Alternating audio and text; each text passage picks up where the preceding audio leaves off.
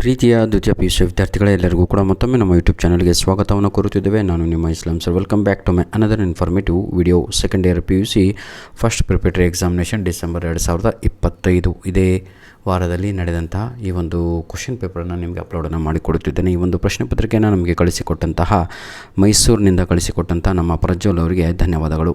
ಬನ್ನಿ ವಿದ್ಯಾರ್ಥಿಗಳೇ, ಇವರೊಬ್ಬ rank student ಆಗಿರ್ತಾರೆ. ಇದರ ಒಂದು ಕೀ ಆನ್ಸರ್ಗಳನ್ನು ಈಗ ನಾವು ನೋಡ್ತಾ ಹೋಗೋಣ. ದಿ ನೆಟ್ ಎಲೆಕ್ಟ್ರಿಕ್ ಫ್ಲಕ್ಸ್ ಆಯಿತಾ of an electric dipole is dash ಅಂತ ಇದೆ. ಇದಕ್ಕೆ 0 ಅನ್ನುವಂಥದ್ದು ರೈಟ್ ಆನ್ಸರ್ ಆಗಿರುತ್ತದೆ.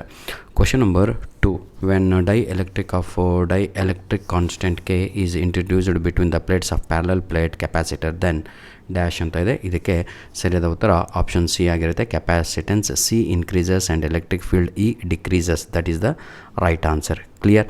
ಬನ್ನಿ ಈಗ ಕ್ವಶನ್ ನಂಬರ್ 3ಗೆ ಹೋಗವ. The graph of drift velocity, ಹೌದಲ್ವಾ? ಇದು ಯಾವುದು ಸರಿ ಅಂತ ಇದೆ. ಇಲ್ಲಿ ಆಪ್ಷನ್ ಬಿ ಇದೆ ಅಲ್ವಾ, that is the right answer. Question number 4, when A charge entered in an uniform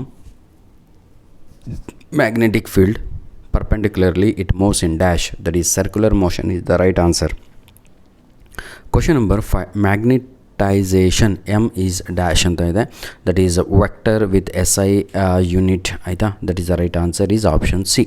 Question number 6, which of the following is are equal to Henry anta ide. ಇದಕ್ಕೆ ಸರಿಯಾದ ಉತ್ತರ ಬಂದು all of these, that is volt second ampere is also right answer, volt second coulomb is also right answer, joule per second ಏನಿದು column square is also right answer ಆಗಿರುತ್ತೆ. Question number 7, in an A C circuit containing only resistor, right answer is option D. The current and the voltage are in phase, that is the right answer. Question number 8, my dear children, electromagnetic waves are dash ಅಂತ ಇದೆ. ಇದಕ್ಕೆ transverse in nature is the right answer. Question number 9, convex mirrors are used as slide view mirrors in cars because dash ಅಂತ ಇದೆ. They form dimensioned virtual images, that is the right answer. Question number 10, optical fibre works on the principle of dash ಅಂತ ಇದೆ. Total internal reflection of light is the right answer. Question number 11, my dear children, 2 statements are given about polarisation, choose the correct options ಅಂತ ಇದೆ. ಇದಕ್ಕೆ ಸರಿಯಾದ ಉತ್ತರ ಬಂದು option A ಆಗಿರುತ್ತೆ. Both the statement are correct and second statement explain one, that is both, that is option A is the right answer. Question number 12, different types of electron emission are given in column 1 and the mode of energy supplied is in column 2. pick the correct match ಅಂತ ಇದೆ. ಇದಕ್ಕೆ ಸರಿಯಾದ ಉತ್ತರ ಬಂದು option C ಆಗಿರುತ್ತದೆ. Option C is the right answer. That is thermionic emission ಇದೆ ಅಲ್ವಾ, ಅದಕ್ಕೆ ಬೈ ಸಪ್ಲೈಯಿಂಗ್ ಹೀಟ್ ಅಂತ. ಫೀಲ್ಡ್ ಎಮಿಷನ್ ಅದಕ್ಕೆ by supplying strong electric field. Last one photoelectric emission, ಅದಕ್ಕೆ ಸಿಗೆ by supplying light of suitable frequency. ಸಿಗೆ ಸಿನೇ answer ಆಯಿತಾ. Question number 13, the ರುದರ್ force,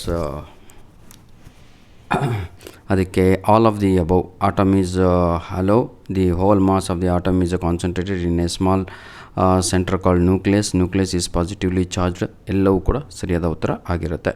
question number 14 ನೋಡೋದಾದರೆ, the binding energy per nucleon is almost constant for many nuclei. It shows that nuclear forces are dash anta ide, saturated in nature is the right answer. Question number 15, silicon is an example for dash anta ide, adu elemental semiconductors is the right answer ಆಗಿರುತ್ತೆ. ಈಗ ನಾವು ವಿದ್ಯಾರ್ಥಿಗಳೇ fill in the blanks ಅನ್ನು ನೋಡ್ತಾ ಹೋಗೋಣ. ಬನ್ನಿ. Dash is use to make an electromagnet ಅಂತ ಇದೆ. ಇದಕ್ಕೆ ಸರಿಯಾದ ಉತ್ತರ ಬಂದು salt iron is the right answer. Question number 17, Lenz's law is the consequences of conservation of dash energy is the right answer. Transformer works on the principle of dash ಅಂತ ಇದೆ. Mutual induction is the right answer. Dash establishes the transverse nature of light ಅಂತ ಇದೆ. ಇದಕ್ಕೆ polarisation is the right answer.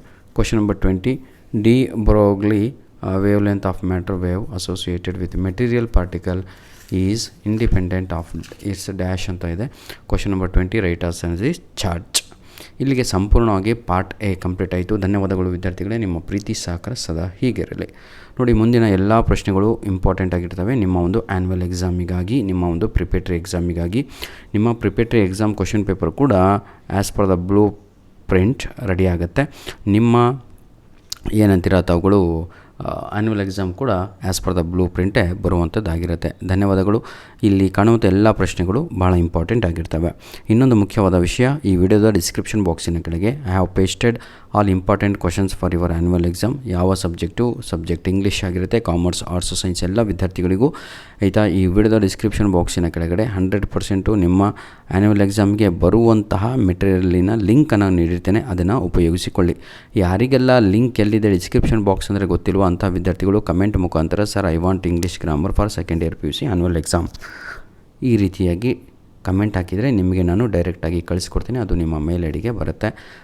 ಅಥವಾ ನಿಮಗೆ chapters ಬೇಕಾದರೆ sir I want important questions 2 marks 3 marks 4 marks ಆಯಿತಾ.